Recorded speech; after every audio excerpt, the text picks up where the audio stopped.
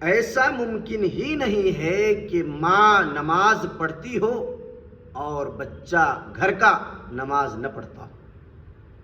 ماں قرآن کی تلاوت کرتی ہو اور گھر کا بچہ قرآن کی تلاوت کرنا چھوڑ دے،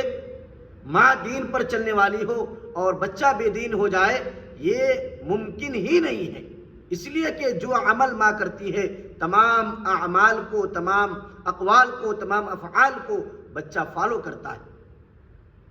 اس لیے میں مائیں اور بہنوں سے درخواست کرتا ہوں کہ اگر آپ چاہتی ہیں آپ کا بچہ نمازی بن جائے، آپ کا بچہ قرآن کی تلاوت کرے، آپ کا بچہ دین پر چلے، آپ گھر کے اندر نماز پڑھنا شروع کر دیں، آپ گھر کے اندر قرآن کی تلاوت کرنا شروع کر دیں، آٹومیٹک آپ کا بچہ نماز پڑھنا شروع کر دے گا، قرآن کی تلاوت کرنا شروع کر دے گا، اس لیے کہ تمام چیزوں کو وہ فالو کرتا ہے۔ میں تمام مائیں اور بہنوں سے درخواست کرتا ہوں کہ اپنے لیے نہ صحیح اپنے بچوں کے لیے بدلنے کی کوشش کریں۔